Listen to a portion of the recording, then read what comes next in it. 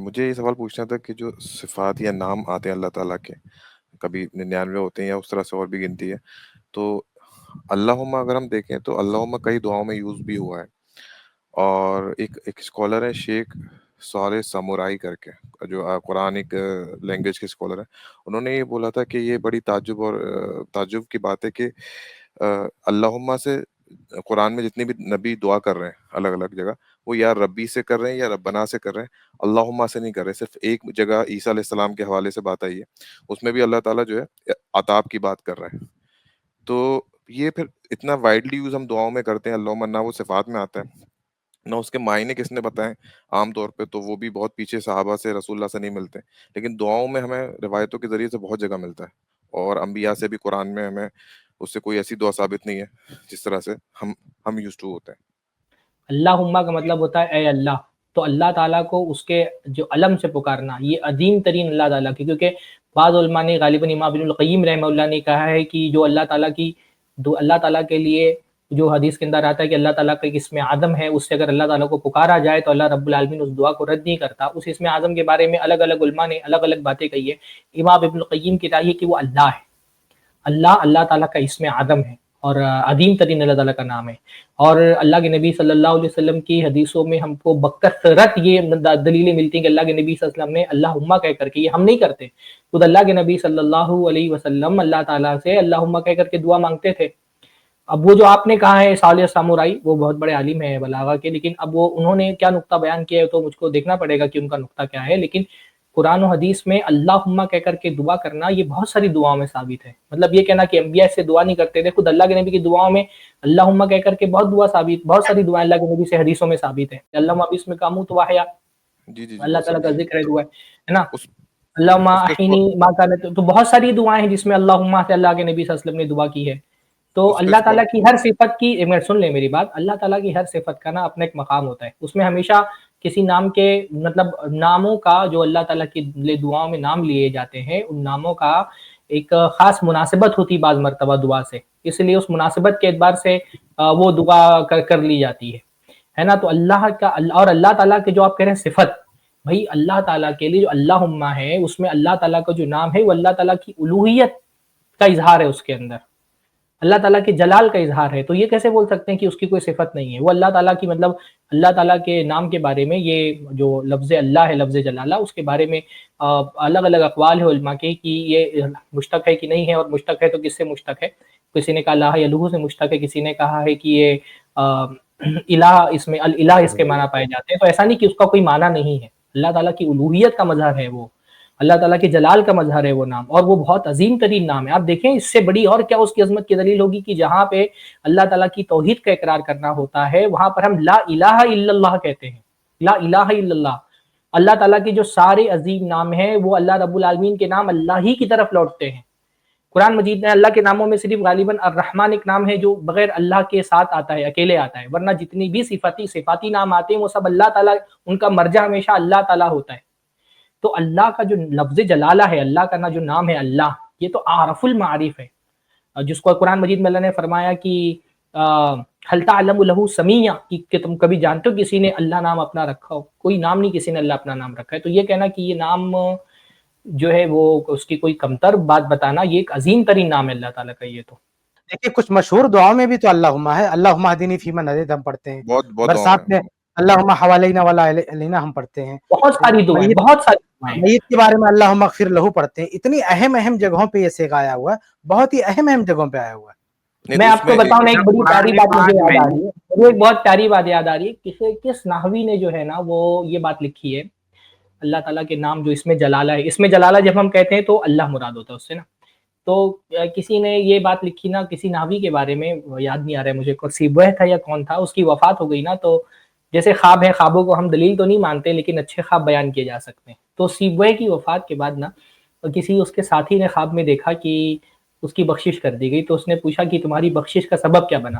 تو اس نے کہا کہ میں نے اپنی کتاب میں ایک بات لکھی تھی اللہ تعالیٰ کے نام کے بارے میں، کہ اللہ کا جو نام ہے نا اللہ، وہ اعرف المعارف ہے، تو اس پر میری بخشش کر دی گئی. تو یہ اعرف المعارف کا مطلب کیا ہوتا ہے کہ بھائی دیکھو، ایک تو ہوتے ہیں نام جن کو معرفہ کہا جاتا ہے، اور ایک نام ہوتے ہیں جن کو نکرہ کہا جاتا ہے نا.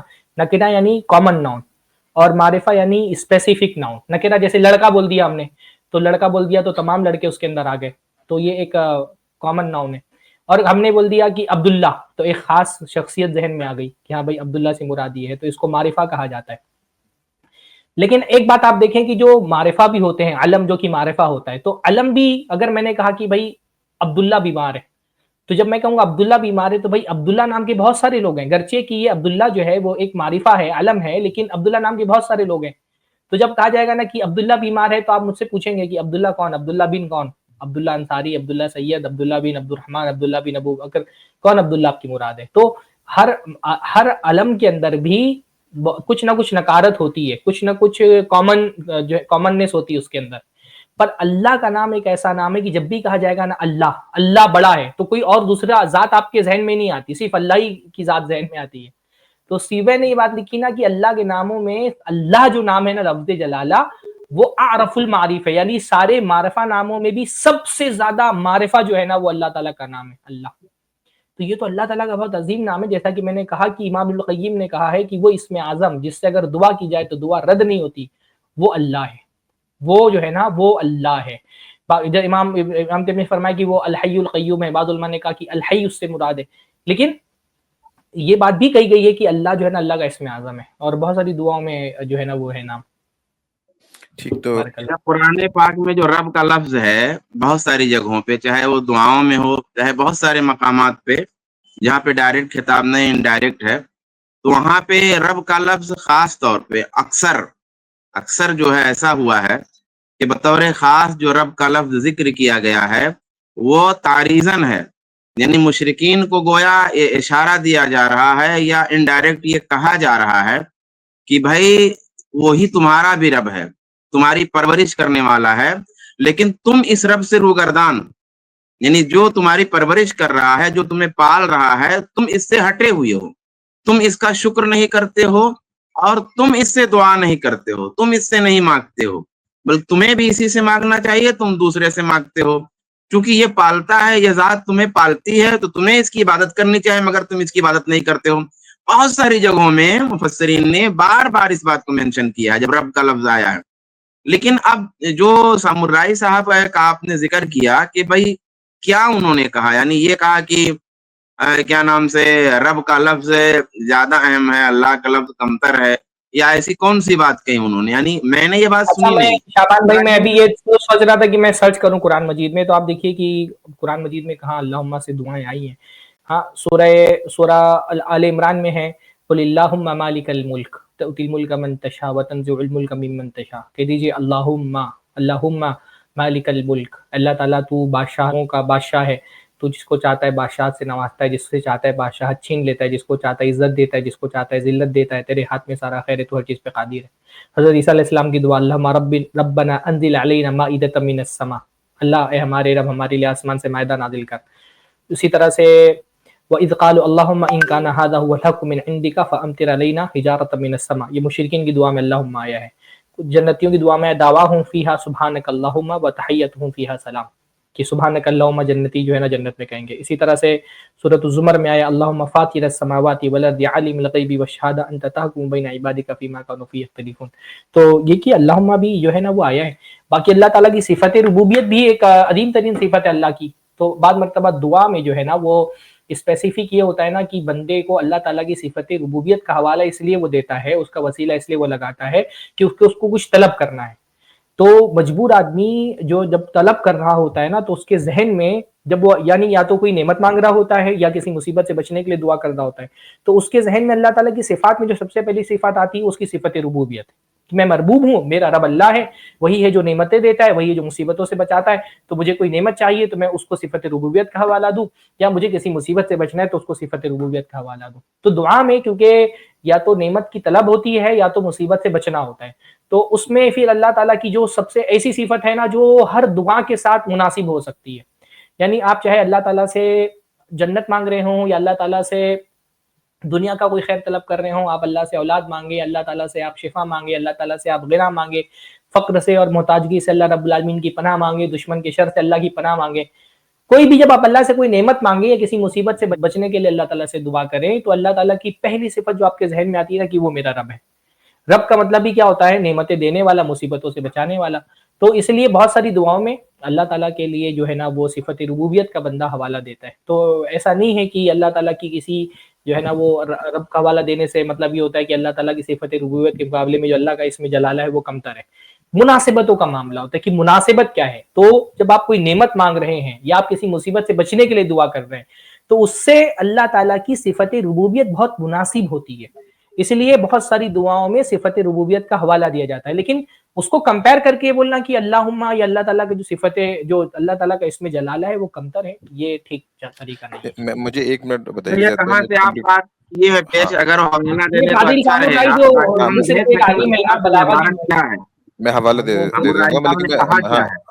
میں ایگزیکٹلی بتا دیتا ہوں، حوالہ بھی دے دوں گا. میں 1 منٹ مجھے موقع دیجیے. جی بتا انہوں نے دیجیے گا تاکہ انہوں ہم نے لوگ آئندہ دیکھ سکیں. ہاں انہوں نے یہ کہا تھا کہ جو انبیاء ہیں، نبی ہیں، رسول ہیں، جنہوں نے قرآن میں دعائیں ان کی آئی ہیں، ذکر ہیں، ان میں سے کوئی بھی ربی یا رب بنا کے علاوہ دعا نہیں کرتا سوائے عیسیٰ علیہ السلام کے حوالے سے ایک دعا آتی ہے جس میں اللہم ربنا کر کے، وہ بھی اللہ اس کے بدلے میں عذاب کی بات کرتا ہے اور عطاب کی بات کرتا ہے کہ اگر ایسا نہیں کیا تو یہ ہوگا. پھر اس کے بعد جو دیکھیے میں نے مثالیں آپ کو بتایا نا کہ سرفراز فیضی صاحب، ربوبیت میں عنایت کا مظہر ہے اور اللہ کا جو لفظ ہے نا وہ جلال کا مظہر ہے. تو جب آپ دعا مانگ رہے ہوتے ہیں نا کچھ اللہ تعالیٰ سے تو اللہ تعالیٰ کو اس کی صفت جلال کا نہیں، اس کی صفت عطا کا وسیلہ لگاتے ہیں. اس کا یہ مطلب نہیں کہ اللہ لفظ کمتر ہے. میں نے کیا کہا کہ جو لفظ استعمال کیا جاتا ہے وہ دعا کی مناسبت سے استعمال کیا جاتا ہے. تو ربوبیت اللہ تعالیٰ کی صفت عطا، صفت ربوبیت کا اظہار ہوتا ہے ربنا ربی سے، جبکہ اللہ جو ہے نا وہ اللہ تعالیٰ کی جلال کا مظہر ہے. تو وہ نہیں سرفراز، اس حوالے سے یہ ہوتا ہے کہ جہاں پہ، لیکن اس کے ساتھ ساتھ لفظ اللہ جو ہے نا وہ اللہ رب العالمین کی تمام صفتیں بھی اس کی طرف لوٹتی ہیں. تو اس نہیں کو بات صحیح کمتر ہے. نہیں سمجھیں، اس کو اس نہیں حیثیت سے دیکھیں کہ ایک وہ دعا سے مناسبت کس کی زیادہ اچھی ہے. ایک غلط فہمی سرفراز فیضی صاحب یہ ہو رہی ہے کہ وہ اللہ اور اللہم کو ایک نہیں کہتے. پہلی بات، وہ اللہم کو علیحدہ رکھتے ہیں اور اللہ کی صفت کو علیحدہ رکھتے ہیں. اچھا تمام اللہ کا مطلب یہ اللہ ہی ہوتا ہے، وہ صرف ندا کے لیے میم مشدد آئے وہاں پہ. انہوں نے یہ حوالہ دیا کہ جس نے یہ کہا کہ یا اللہ اس کا مطلب ہوتا ہے، انہوں نے اس کی کوئی دلیل نہیں دی کیونکہ قرآن میں خود از یا اللہ کا ورڈ موجود نہیں ہے. تو پہلی چیز. دوسری چیز یہ جو تمام 5 آیتوں کا ذکر کیا اس کے حوالے سے بولتے ہیں، جیسے آپ نے بولا جنتیوں کی بھی دعا ہے، انہوں نے بولا نہیں وہ جنتیوں کی دعا نہیں ہے، وہاں پہ ورڈ لکھا ہے دعواہم، ان کا دعویٰ ہے، تو وہ بھی دعا نہیں ہے. پھر جو عیسیٰ علیہ السلام کر رہے ہیں جو انبیاء کا مین مرکز ہے وہاں بھی جو ہے اس کے بدلے میں عطاب ہو رہا ہے. پھر آپ نے اور جو جو تیسری حدیث ہے بات بولی، ہاں اس کا جواب انہوں نے دیا کہ تیسری بات جو بولی کہ جو حدیثیں ہوتی ہیں وہ روایہ باللفظ نہیں ہوتی، روایہ بالمعانی ہوتی ہیں، اس لیے وہ تمام نہیں. میں آگے بول لیتا ہوں. پھر جو دعائیں جو رسول اللہ سے تواتر سے ہمارے پاس ثابت ہیں، ایسی کوئی دعا موجود نہیں ہے جو ربنا سے بھی آئی ہو اور اللہم سے بھی. مثلا ربنا آتنا فی الدنیا ہے، آپ کو دوسرے ترکوں میں اللہم آتنا فی الدنیا بھی مل جائے گی. اس کا مطلب کیا ہے اللہم کہ ربنا جو بھی ملتا ہے.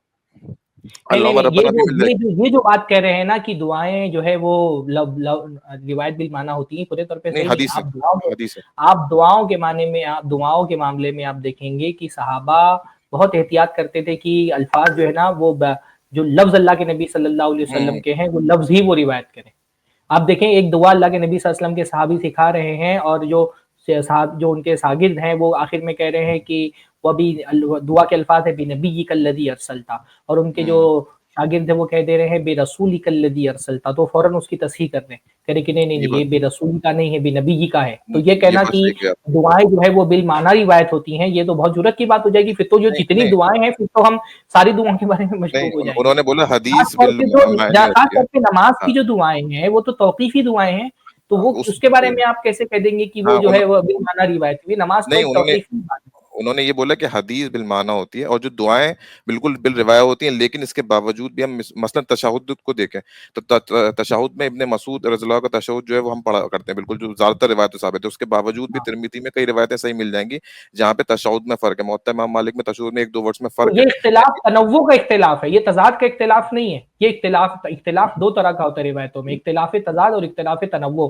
اختلاف تضاد کا مطلب ہوتا ہے کہ 2 چیزیں آپس میں متضاد ہیں، اگر یا تو اس کو مانو تو یہ رد کرنا پڑے گا، یا اس کو مانو تو یہ رد کرنا پڑے گا.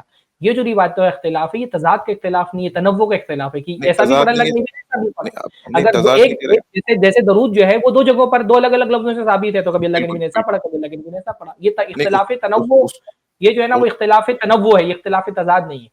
میں آخری بات اس پہ بس یہ بولوں گا کہ انہوں نے اس پہ زور دیا، جیسے آپ نے 2 مثالیں دی، جیسے ایک جگہ آیا السلام علیکہ، ایک ترمذی کی روایت میں سلام علیکہ کر کے، تو انہوں نے بولا کہ ٹھیک ہے یہ دونوں پڑھے جا سکتے ہیں، لیکن کیونکہ دعائیں بالکل وربٹم یا باللفظ یاد کرائی جاتی ہیں، تو اب اس میں جب ہم تطبیق کریں گے وہ روایتوں کو دونوں کو ایکسپٹ نہیں کریں گے، بلکہ جو قرآن میں زیادہ استعمال ہے ورڈ اس سے کریں گے. تو قرآن کے حوالے سے ربی ربنا کا زیادہ استعمال ہے بنسبت اللہم کے.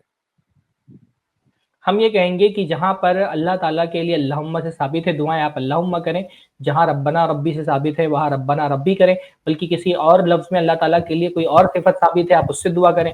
جو لفظ اللہ کے نبی سے ثابت ہے اس کو تو آپ ویسے ہی کرنا ہے. باقی اپنی دعاؤں کے اعتبار سے آپ اللہ تعالیٰ کی جس صفت کو مناسب سمجھتے ہیں، جو غیر مطلب جو اللہ کے نبی سے ثابت شدہ دعائیں ہیں اس پہ تو مسئلہ ہی نہیں ہے، جو لفظ ثابت ہے وہ مانیں. اور جو آپ اپنی طرف سے دعائیں مانگ رہے ہیں اس میں آپ مناسبت دیکھ لیں کہ دعا کی مناسبت اللہ تعالیٰ کی کس صفت سے، اس صفت سے اللہ تعالیٰ کے لیے دعا مانگیں. ٹھیک. بارک اللہ فیک. میرے خیال سے کافی اچھا زبان کے ڈسکشن ہو عالم گیا. ہیں، بلاغت ان کا میدان ہے، بلاغت زبان ادب ان کا میدان ہے، اس حوالے سے وہ گفتگو کرتے ہیں.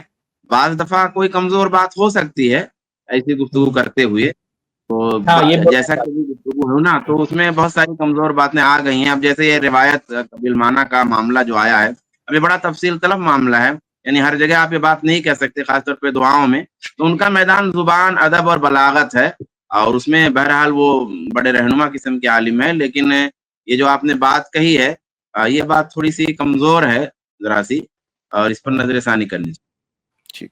یہ بہت اچھی بات شعبان بھائی نے کہی ہے کہ دکتر فاضل صالح سمورائی بہت بلاغت کے بہت بڑے عالم ہیں.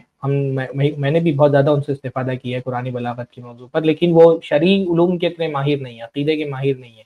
تو عقیدے وغیرہ کے معاملات میں ان کی بات ہمارے لیے قول فیصل نہیں ہے. باقی بلاغہ کی بھی جو نقطے ہوتے ہیں ان کے، وہ مطلب تدبر کے نتیجے میں ہوتے ہیں. تو تدبر کے نتیجے میں کہی گئی بات اگر نصوص سے ٹکرا رہی ہو تو پھر اس بات کو نہیں تسلیم کرنا چاہیے. باقی وہ ہم نے کہا کہ دعاؤں میں ربوبیت کا حوالہ اس حیثیت سے ہی دیا جاتا ہے کہ ربوبیت میں عطا کے معنی ہے، تو کچھ مانگنا ہے آپ کو اللہ تعالیٰ سے، اس لیے ربوبیت کا حوالہ دے کر کے آپ مانگتے ہیں. لیکن اس کے مقابلے یہ دونوں صفتوں کا مقابلہ کرنا اصل میں ٹھیک نہیں ہے.